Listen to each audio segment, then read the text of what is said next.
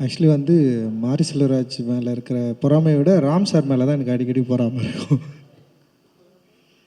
ஏன்னா ஒரு சினிமா பண்ணணுன்னு வந்துட்டு ஒரு அசிஸ்டன்ட் ரைட்டராக நம்ம வந்து தேடுறப்போ நம்ம மீட் பண்ணுற ஆளுங்கிட்ட எப்படியாவது நம்மளை பற்றி வெளிப்படையாக பேசிட முடியுமா, இல்லை இங்கே இருக்கிற சினிமா சூழலை வெளிப்படையாக நம்மளால் வந்து ஒரு டிஸ்கஷன் பண்ண முடியுமா, இது வரைக்கும் இருக்கிற தமிழ் சினிமா சூழல் என்ன மாதிரியான படம் எடுத்துகிட்ருக்கு, யாரை பற்றி எடுத்துகிட்ருக்கு, இதில் நான் எங்கே இருக்கிறேன் அப்படின்றத வந்து நம்ம ஒரு சினிமா பர்சன்கிட்ட, சினிமா டைரக்டர்கிட்ட, இல்லை வந்து தயாரிப்பாளர்கிட்ட வந்து நம்மளால் பேசிட முடியுமா அப்படின்ற பல கேள்விகள் இருக்குது.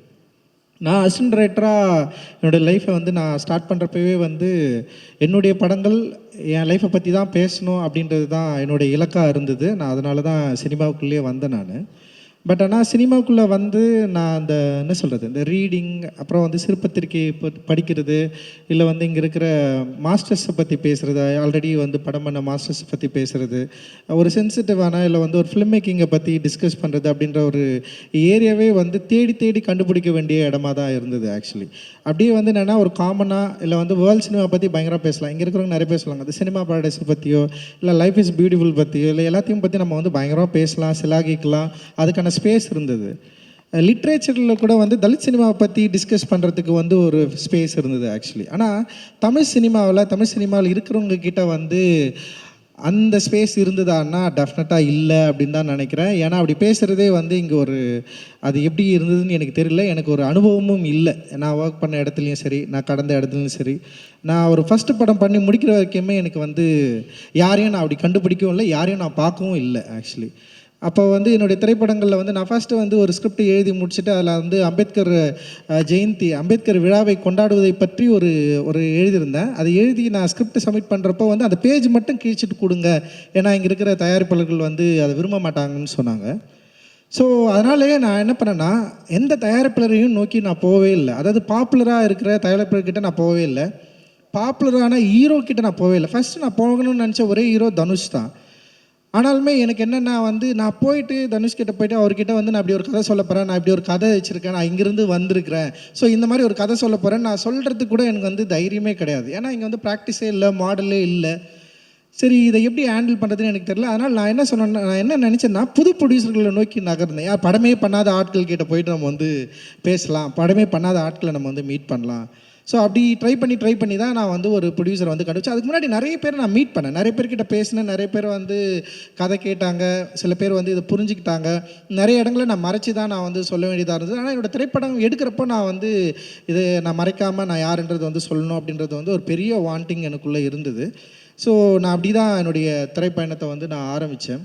ஆனால் ராம் சார் மாதிரி ஒரு டிரெக்டரு, அவர்கிட்ட நான் ஒர்க் பண்ணியிருந்தேன்னா ஒரு வேளை வந்து இன்னும் வந்து பயங்கரமாக வந்து என்னுடைய பாலிடிக்ஸை இன்னும் வந்து வெளிப்படையாக ஃபர்ஸ்ட் படத்துலேயே வந்து பயங்கரமாக பேசுறதுக்கான ஒரு வாய்ப்பு வந்து எனக்கு கிடைச்சிருக்கோம் அப்படின்னு நான் நினைக்கிறேன். அதை வந்து உண்டாக்கி கொடுத்த உங்களுக்கு, மாரி செல்வராஜுக்கு உண்டாக்கி கொடுத்த உங்களுக்கு, மாரி செல்வராஜுக்கு மட்டும் இல்லை, உங்கள் கிட்ட இருக்கிற ஒர்க் பண்ணுற எல்லா அசிஸ்டன்ட் டைரக்டருக்கும் உண்டாக்கி நீங்கள் கொடுத்துருக்குறீங்க. அண்ட் வந்து ரொம்ப சந்தோஷம். ஏன்னா ரொம்ப சாதாரண விஷயம் கிடையாது. ஒரு டிரெக்டர் வந்து தான் கிட்ட இருக்கிற பசங்களை வந்து படிக்க வைக்கிறது, படிப்பு நோக்கி நகர்த்துறது, அண்ட் வந்து படிப்பு மட்டும் இல்லாமல் நிறைய சாகச வேலையை செய்ய வச்சிருக்கிறீங்க அவனை. அண்ணா வந்து நிறைய சொல்லியிருக்கான், அந்த தமிழ் தேசிய இயக்கம் அதுக்குள்ளெல்லாம் பூந்து பாம்பு அடிச்சுது அப்படி இல்லை, அது ஒரு கதைன்னு வச்சுக்கல. ஸோ ரொம்ப சந்தோஷமாக இருந்தது. ஒரு வயலண்ட்டாக, அதாவது என்னென்னா ஒரு சொசைட்டிக்காக வந்து ஒரு புஷ் பண்ணி நீங்கள் போங்கடா, இறங்குடா, நில்லுங்கடான்றது இருக்குல்ல. ஸோ அண்ட் அவர் தான் ஃபஸ்ட்டு மாரி என்கிட்ட அனுப்பிச்சார். ஏன்னா மாரி என்கிட்ட வரதுக்கு முன்னாடி மெட்ராஸ் படத்து மேலே அவனுக்கு ஒரு டிஃப்ரெண்ட் ஒப்பீனியன் இருந்தது. அந்த மாரி கேரக்டர், அதில் ஒரு மாரி கேரக்டர், அவனை எதுக்கு நீங்கள் அப்படி பண்ணீங்க, ஏன்னா தலித் கேரக்டரே இங்கே வந்து பண்ணுறதே இல்லை, நீங்கள் ஒரு மாறின்ற கேரக்டர் வந்து அப்படி பண்ணியிருக்க வேண்டிய அவசியம் இல்லைன்னு சொல்லிட்டு அவனுக்கு டிஃப்ரெண்ட் ஒப்பீனியன் இருக்குன்னு அப்படி தான் அவர் பேசவே அனுப்பிச்சார். எனக்கு நல்லா தெரியும், ஞாபகம் இருக்குது. ஸோ அப்படி தான் மாரி செல்வராஜை நான் வந்து பார்த்தேன். மாரி செல்வராஜும் நானும் மீட் பண்ணேன். மாரி செல்வராஜ் சொன்ன கதை வந்து எனக்கு ரொம்ப பிடிச்சிருந்தது.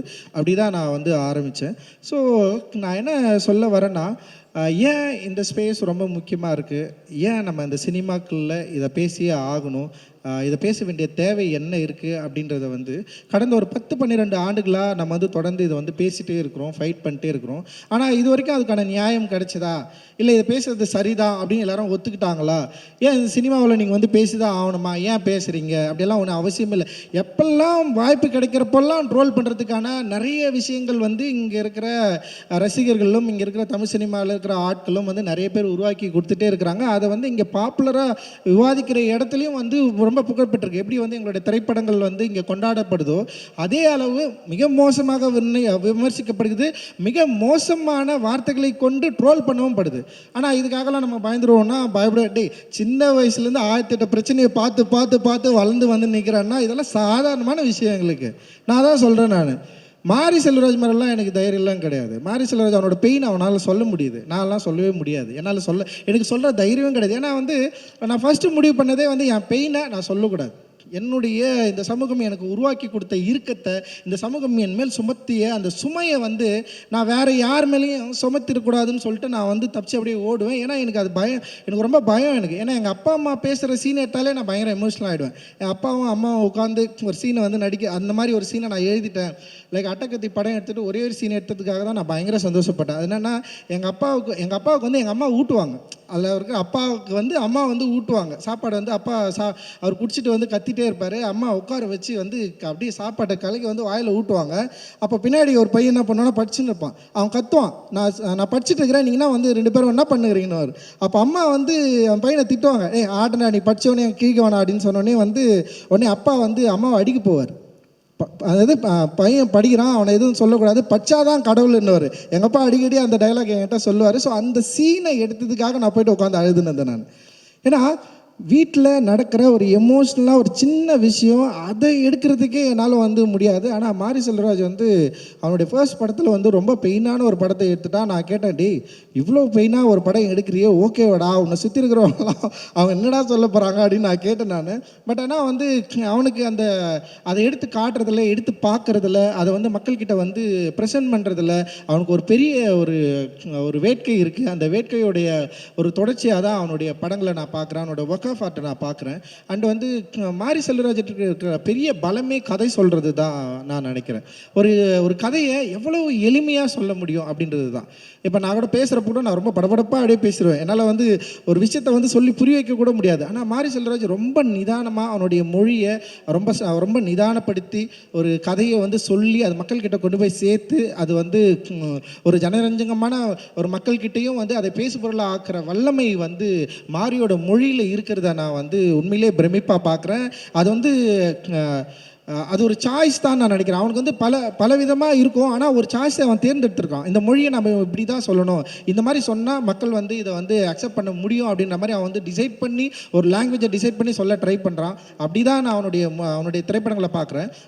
பரியரும் பெருமாளாக இருக்கட்டும், கர்ணனாக இருக்கட்டும், அப்புறம் வந்து மாமன்னன், இப்போ பண்ணிட்டு இருக்கிற வந்து இப்போ வாழை, அண்ட் வந்து பைசன் முதல் கொண்டு வந்து அவனுடைய லாங்குவேஜை ஒவ்வொரு படத்துலையும் வந்து கொஞ்சம் கொஞ்சமாக அப்படியே உயர்த்திட்டு வந்து அப்படியே மாறி மாறி வந்து ஒரு இடத்துல வந்து நிற்கிறான் அப்படின்னு தான் எனக்கு வந்து தோணுது. இன்னும் வெளிப்படையாக அவனுடைய வாழ்க்கையை பற்றி பேசுவதற்கு வாழை மூலமாக முன் வந்திருக்கிறான்.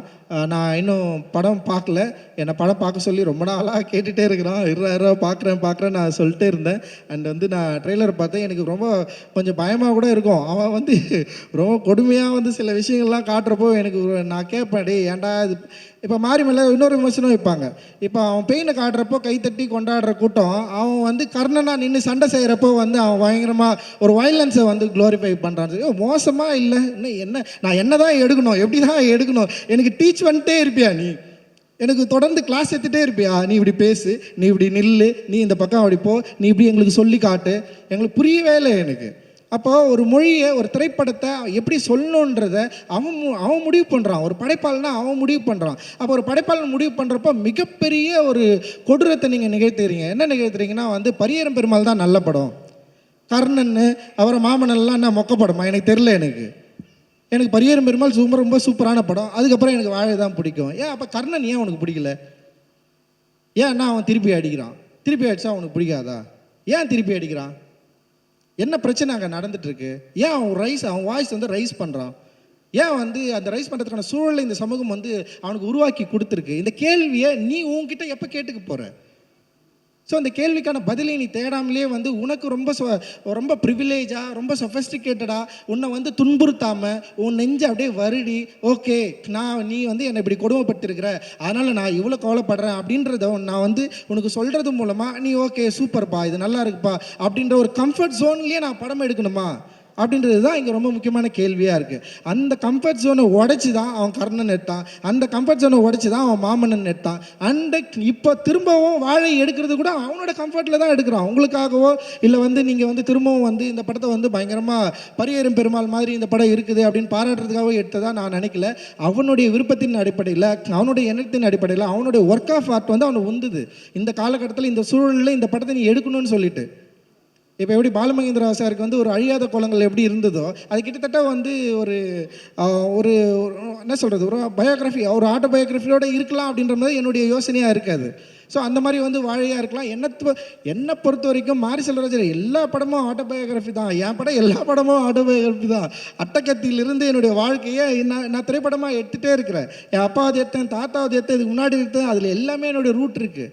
ஸோ அப்படி தான் நான் இதை நினைக்கிறேன். ஸோ இந்த படம் வந்து அந்த அளவில் மக்கள்கிட்ட வந்து ஒரு பெரிய வரவேற்பை பெறும்னு நான் நினைக்கிறேன். ஆனால் மாரி செல்வராஜ் இருக்கிற மாதிரி வேறு லெவலில் எல்லா டைரக்டருக்கும் படம் காட்டி வேறு வழியால் நீங்கள் இதை பேசி தான் ஆகணும்னு சொல்லிட்டு பேச வச்சு லைக் ரொம்ப ரொம்ப ஆச்சரியமாக இருக்குது. எனக்கு ரொம்ப கூச்சமாக இருக்கும் யாருக்காவது மெசேஜ் பண்ணி கேட்குறது கூட வந்து அவங்க ஏதாவது நம்ம படம் பார்த்துட்டு நல்லா இருக்கா நல்லா இல்லையா அட்லீஸ்ட் வந்து ஒரு விமர்சனம் சொல்லவும் கூட நம்மளாம் எதிர்பார்த்துருக்கேன். நான் ஒரு அட்டகத்தி படத்துக்கு அப்புறம் வந்து நான் இவ்வளோ படம் எடுத்துருக்கேன்னு வச்சுங்களேன், ஒரு சின்னதாக வந்து நம்ம படம் நமக்கு பிடிச்ச இயக்குநர்கள் கூட சொல்கிறேன், ஒரு சின்னதாக ஒரு நல்லா இல்லைன்னு கூட சொல்லிட்டோம், எனக்கு பிரச்சனையே இல்லை, இப்பா இந்த படம் எடுத்துருக்கப்பா எனக்கு பிடிக்கலப்பா நீ இப்படி பண்ணியிருக்கலாம்ப்பா அப்படின்னு ஒரு சின்ன டிஸ்கஷன் கூட இங்கே யாரும் அவ்வளோ ஈஸியாக வந்து இங்கே தயாராக இல்லை. ஆனால் தம்பி என்ன பண்ணிட்டான்னா எல்லா டைரக்டருக்கும் வலிச்சு படத்தை போட்டு நீங்கள் இந்த படத்துக்கு வந்து கருத்து சொல்லியே ஆகணும்னு சொல்ல வச்சு அண்டு வந்து ரொம்ப சந்தோஷமாக இருக்குடா இதை பார்க்குறதுக்கு. ஏன்னா படைப்பை பார்க்க வேண்டிய தேவை இருக்குது. ஏன்னா இங்கே வந்து ரொம்ப ஈஸியாக இருக்குல்ல, ஒரு படம் இந்த படம் பார்க்கலாம் இல்லை பார்க்க வேணான்றது வந்து ஸ்கிப் பண்ணுறதுக்கு ரொம்ப ஈஸியான ஒரு சாய்ஸை நம்ம வந்து இங்கே இருக்கிற காலநிலை, இந்த சூழல், அப்புறம் அவங்களுடைய ஒர்க் ப்ரெஷர் வந்து உருவாக்கி வச்சுருக்கு. ஸோ அது என்ன ஆகுதுன்னா வந்து விமர்சன மதிப்பீட்டில் வந்து ஒரு ஒர்க்கை வந்து வேல்யூ பண்ணாமல் ஒரு ஒர்க்கை பார்க்காமலே வந்து அதை வந்து இல்லை நான் பார்க்கல அப்படின்னு சொல்லிட்டு ஒதுங்கி போகிறது இருக்குல்ல. ஸோ அது இங்கே நடக்குது. நான் இல்லைன்னு சொல்லி எல்லா படங்களும் எல்லா டைரக்டரும் அப்படின்னு நான் சொல்லலை. சில பேரை வந்து நம்ம விரும்புகிற ஆட்கள் அப்படி இருக்கிறத நம்ம வந்து பார்க்க முடியுது. ஸோ அது எனக்கு சில டைம் வந்து கொஞ்சம் யோசனையாக இருக்கும். ஆனால் இந்த படத்தை வந்து அவன் என்ன பண்ணுறான்னா, அதாவது தத்துவங்கள் பால் ரைட்டு தப்பு அப்படின்லாம் இல்லை, இங்கே ரைட்டு லெஃப்ட்டு அது மாதிரி எதுவுமே இல்லாமல் எல்லா டைரக்டர்கிட்டையும் காட்டி இந்த படத்தை வந்து அவங்களுக்கு என்ன உணர்வை உருவாக்கி கொடுத்துருக்கு அப்படின்றத வந்து அவன் காட்டினது, அவங்க பார்க்க வச்சது அப்படின்றது ரொம்ப முக்கியமானது. பார்க்கணும், படத்தை பார்க்கலன்னா இந்த லைஃப் என்னன்றதே வந்து எல்லோருக்கும் தெரியாமல் போகும்ல. நிறைய பேர் வந்து நம்ம வந்து படம் பார்க்குறதே இல்லை அப்படின்றது தான் இங்கே ஒரு பிரச்சனையாக இருக்குது. ரொம்ப அது சொல்ல வேணாம்னு நினைக்கிறேன், சரி ஓகே விட்டுருங்க. ஏன்னா ஒரு டைரக்டர் தான் ரொம்ப பிடிக்கும், ரொம்ப நாளாக பாருங்க அவர் என்ன பண்ணுறாருன்னா படம் பார்த்துட்டாரு, ஆனால் அந்த நான் உன் படம் பார்த்துட்டேன்னு கூட சொல்ல மாட்டேன்றாரு அவர். ஆனால் அவர் ஏன்னா எனக்கு நல்லா தெரியுது, எனக்கு அவங்க கூட படம் பார்த்தவங்களே என்கிட்ட சொல்கிறாங்க. பட் ஆனால் அந்த டைரக்டரே உட்கார பார்க்க வச்சு அவர் ஒன்று பார்த்து எடுத்து போட்டிருக்கான், சமமாட்டுறது. ஸோ இது மாதிரி எல்லாம் நிறைய வேலைகளை வந்து பண்ணியிருக்கிறான். உண்மையிலே இல்லை, இது வந்து நான் விமர்சனத்துக்காக கேலி கிண்டலுக்காக இல்லைடா, ரொம்ப சந்தோஷமாக சொல்கிறேன். நம்முடைய படைப்பை பார்க்க வேண்டிய தேவை இருக்குது. அந்த படைப்பை இப்போ வந்து என்னன்னா ஆடியன்ஸ் பார்க்குறாங்க இல்லைன்றது வந்து அவங்களுடைய சாய்ஸாக இருக்குது. ஸோ ஆனால் வந்து நம்முடைய என்ன சொல்கிறது, ஒரு ஒர்க் ஆஃப் ஆர்ட்டை இங்கே நிகழ்த்துறப்போ இங்கே ஒர்க் ஸ்பேஸில் இருக்கிற ஆர்டிஸ்ட்டுங்க இந்த படத்தை பார்த்து அவங்களுக்கு இது என்ன மாதிரியான யோசனைகளை விளைவுகளை உருவாக்குது அப்படின்றத வந்து அவங்க ஷேர் பண்ணுறது மூலமாக இது டெஃபினட்டாக இது வந்து நெக்ஸ்ட் லெவலுக்கு போகும். இந்த ஷேரிங் வந்து ரொம்ப ரொம்ப முக்கியமானதாக நான் வந்து பார்க்குறேன். அந்த வகையில் வந்து நிறைய பேர் வந்து அவங்களுடைய வித்தியாசமான உணர்வுகளை வந்து வெளிப்படுத்தினாங்க. குறிப்பாக அழகம்பெருமாள் வந்து பயங்கர எமோஷ்னலாக பேசினார். ரொம்ப அவர் அந்த மொழியில் அவர் இந்த படத்தை வந்து கனெக்ட் பண்ணிக்கிற விதத்தை வந்து அவர் வந்து பேசினது வந்து நான் பயங்கரமாக மூவ் ஆனேன். அண்ட் டெஃபினட்டாக வந்து அதே மாதிரி மக்களுக்கும் வந்து இந்த படம் வந்து ஒரு பெரிய ஒரு மகிழ்ச்சியையும் ஒரு கொண்டாட்டத்தையும் இதே பெயினையும் வந்து கொடுக்கும் அப்படின்னு வந்து நான் ரொம்ப சாலிடாக வந்து நம்புகிறேன். அண்ட் இந்த படத்தில் நடிச்சிருக்கிற எல்லாருக்குமே என்னுடைய வாழ்த்துக்கள். குறிப்பாக கலையரசனுக்கு வர நிறைய பாராட்டுகள்லாம் இங்கே வந்து கிடைச்சிது. And thank you. கலையரசன் ஜெயிக்கிறதா இல்லை கலையரசன் வந்து நல்லா நடிச்சிருக்கிறான்னு எனக்கு கேட்டாலே ரொம்ப சந்தோஷமாயிடும். அண்டு தேங்க்ஸ் கலை, நீ வந்து பயங்கரமாக நிறைய பேர்கிட்ட நல்ல பேர் வாங்கணும் அப்படின்றது வந்து என்னுடைய விருப்பம். அண்ட் ஹாட் ஸ்டாருக்கு வந்து என்னுடைய பெரிய மகிழ்ச்சி. அண்ட்